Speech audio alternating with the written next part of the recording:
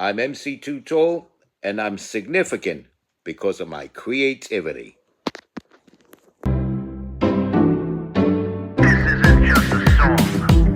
Illuminati is a thing you need to watch out for. They want to depopulate and slave us so much more.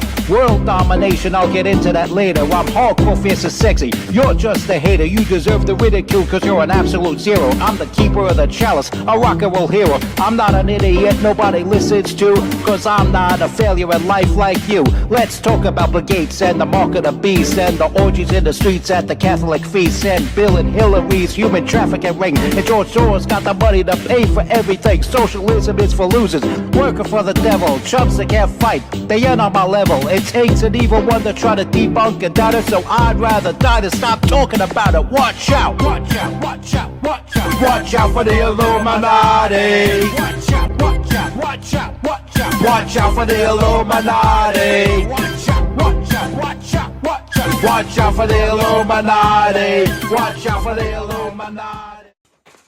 I'm MC Too Tall. You're watching the MC Too Tall Show. All right.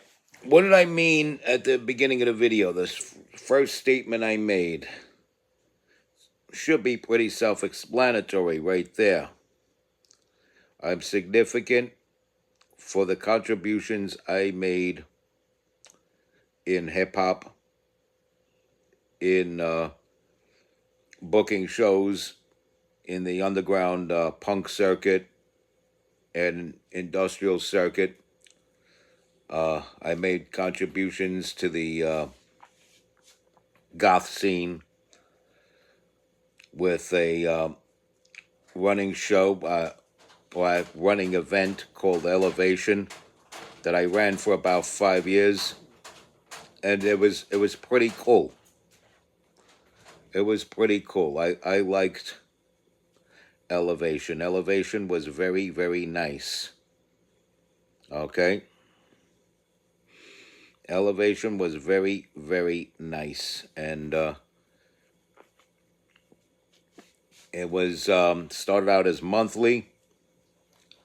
Then after a while it became annual. And then eventually I pulled the plug on it. And when I had issues with Meta, like I always tend to do, I have issues with Meta, and couldn't gain access to my Facebook account for a while, the Facebook page for Elevation came down on its own. So I know you believe me when I tell you that I'm the sole organizer of the dance party called Elevation that lasted from 2014 through 2019. And that contribution has made me a significant part of the underground scene in New York City. And I was at several different venues. Started off at the 2FL, found its way to the Pyramid Club, did one at Lucky 13, finished the year 2015 doing them at Lit Lounge. Lit Lounge is no longer in business. It got taken over. It got taken over by one of the other bars in the neighborhood. They relocated and took over Lit Lounge. Found its way back to Lucky 13. And then ran its final days at the Brass Rail, formerly the Log Cabin Bar. So I could tell you, most of these venues don't even exist anymore. 2FL no longer in existence.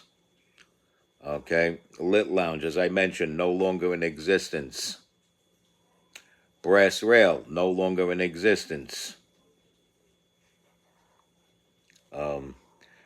The only Pyramid Club, no longer in existence. So the only two venues where I held this event are the Delancey and Lucky 13. And that's okay. I could deal with that. I could deal with that.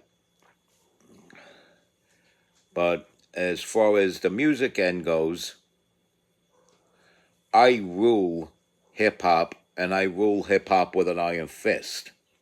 And you could tell your friends that. John Krantz is claiming that he rules hip hop with an iron fist. Tell your friends that. Please, please tell your friends that I'm making that claim that I rule hip hop with an iron fist. I'm also the founding father figure of industrial rap, and I'm very mindful of who I let in the door and who I allow to call themselves industrial rap. Okay, shout out to Malachi Macabre, also known as Malachi Macabre. Shout out to Death Grips. You know, MC Ride is good people, man. Good people. And I hear he's out there teaching bitches how to swim. Good on him for that. So anyway, moving right along, we got the live shows that I booked, and what happened there was I needed some more exposure, and when my friends would book shows, they'd invite me, and sometimes they'd have the bill too full and too booked up for me to be part of the bill. And I would still show up because these are friends of mine and give support. And it is what it is. You know, you can't have room for everybody because of a scene in Brooklyn and Lower East Side was expanding. Matter of fact, Lower East Side was just an extension of what our core is in Brooklyn. And I could say our and not theirs. I could say this scene was ours and not theirs. I could use the term ours because I was welcome in as part of it. I was embraced as part of it, and I helped contribute majorly to it. So when that scene in Brooklyn that expanded into Lower East Side started growing, even with all these available venues, it was hard to book everybody. And even I understood that when I started booking my own shows. But I found it easy to book my own things. So Crown Eagle Entertainment went from my own personal record label to expanding into a concert promotion and ultimately a concert and party promotion. And I would book things like the Great American Blast. The first one was done by Penny for the Guy Records, which was the late Fran Powers record label. And then I decided, let's do this an annual thing, and pick the same venue as the prior year, the Parkside Lounge. And I would pick artists who have had songs on this compilation album that Fran had produced called As American As ... And basically it was each person put in their own song and their own spin on the 4th of July or something having to do with American pride and stuff like that. And it was pretty cool. The Bloody Muffs had their earlier acoustic version of Fireworks and Beer. And then they later had another version that they put on their debut album that I contributed to. I became part of that, which was pretty cool. I got to be part of that. See, the thing of it is, for the sake of the band, I didn't want to put myself in as the fourth Bloody Muff. The Bloody Muffs, lead guitarist and lead vocalist, the bass player, and the drummer. And if you follow that group, the band that's the most known roster is Jonesy, Jessica Carmen, Cat Chaos, and that's pretty much the core band. And yes, they've rotated bass players over the years, and they had fill-in drummers for whenever Cat couldn't make it. There were times when she, like she had a child and she had to take maternity leave, and the band had a tour, and they could better explain that to you than I can, because it's their band, not mine. But the idea is that the core in those heyday years was Jonesy, Jessica, Cat, and I was a separate artist. I was a separate artist that made guest appearances on the album and in those shows, and I contributed to their closeout song of their debut album, which is called "Take 'Em Out." And "Take 'Em Out" features two of my rap verses and a verse by Jonesy. Background vocals by Jessica, and I believe Kat also did background vocals on that. I could be wrong there, but I know when listening to the track again, I could distinctly hear Jessica's voice in there. So now moving right along, I did some nice shows with the Bloody Muffs. I also collaborated with Box of Crayons, which is late Fran Powers' band. We did a song called they had a song called "Dirty Minds," and I took the lyrics to my song "Brain" and just rapped over it while they were jamming one day. And they said, "You know what? Let's take that on the road." So that version of "Brain" with the "Dirty Minds" instrumental became "Brain," the Dirty Minded version. So "Brain," Dirty Minded version live appeared on my Industrialization album. And that was recorded live from the Parkside Lounge. And it was actually done at the first ever Great American Blast. And that was a pretty damn cool show. You had Belt on there. They had a cool song called "In America." Of course, Jonesy appeared there as a solo, doing Fireworks and Beer. And you had Black Death, featuring my friend Vlad on lead vocals and guitar. My friend Brian, who was also on Box of Crayons, played bass for Black Death. So we had some people that would be in one major band that was in the circuit, and another major band that was in the circuit, like Brian was with Black Death, Box of Crayons, and Pocket Monster.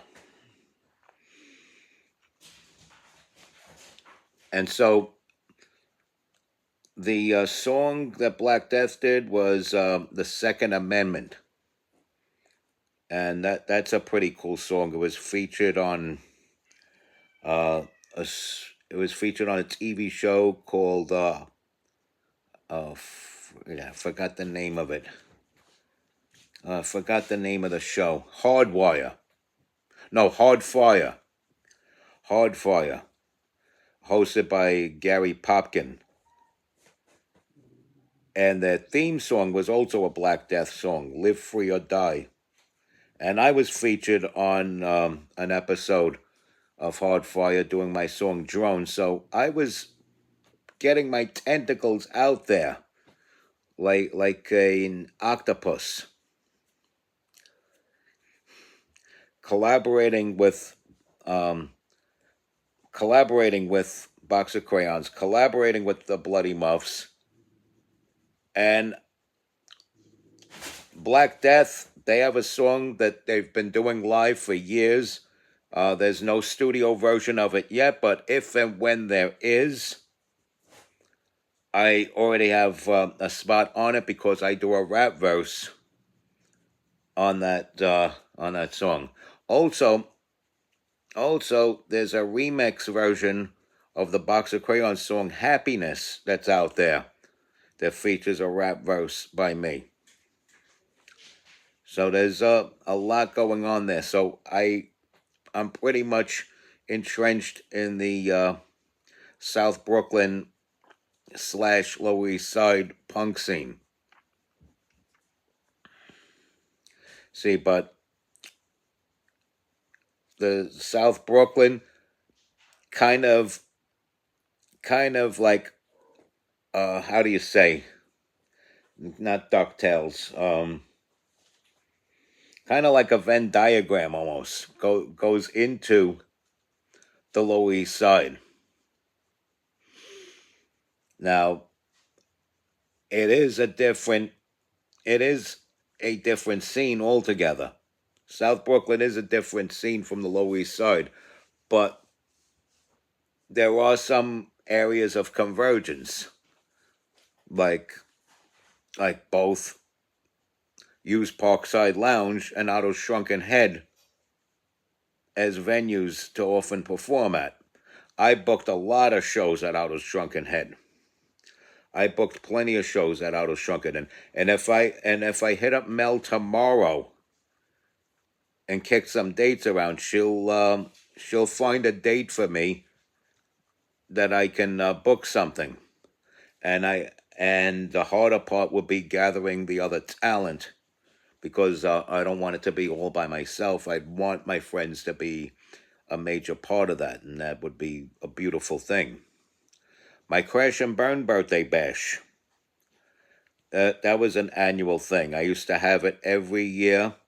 First time was Parkside Lounge. Every year thereafter, up until 2015, was at Otto's Shrunken Head. Then we had one at Sidelines, which was briefly under the name Ambience Lounge. But make no mistake, the official name of that venue was Sidelines. And we kicked ass, we took names, and it was a great show. There was some footage of it on the Crown Eagle YouTube, the Crown Eagle Entertainment YouTube, which I'm glad that still exists and that didn't get trashed, because I would be really, really pissed if the Crown Eagle Entertainment YouTube got trashed or destroyed. That would piss me off. I had a weekly event called Red Planet out of Lit Lounge. My DJs there were Ilson the Immortal, Rumble Filth Skin, and Speed Baser. These are my people. Speed Baser is my people. Do you hear me? Speed Baser is my people. Ilson the Immortal is my people. Rumble Filthskin, my man Jeffrey, that's my people. Ian Ford, when we launched a pilot of it at Sidelines, that's my people.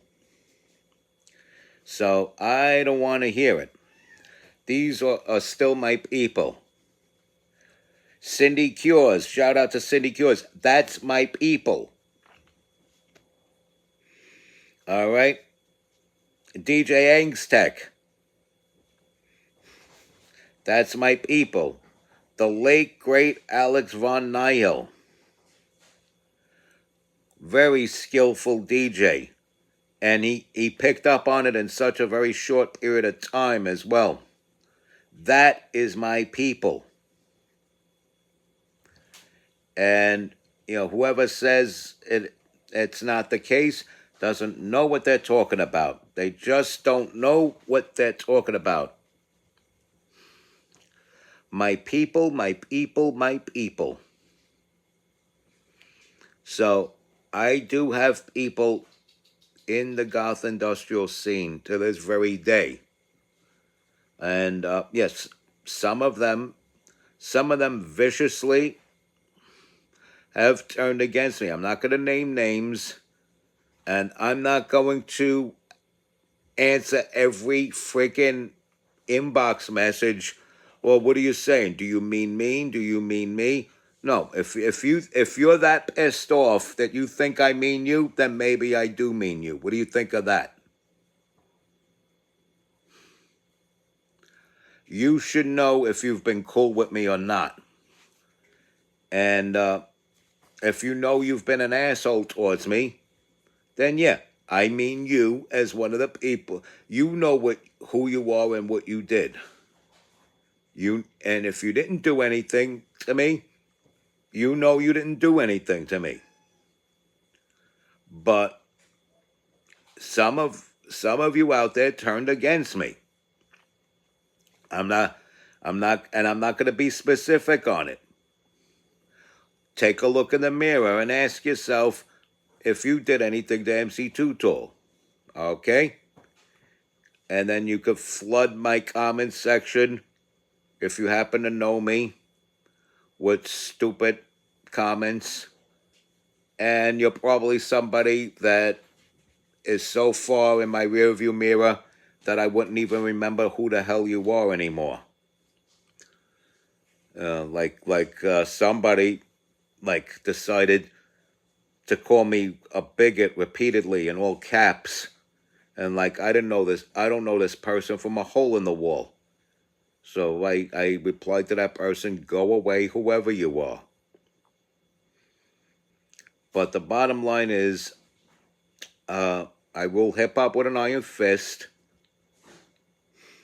I'm the founding father figure of industrial rap.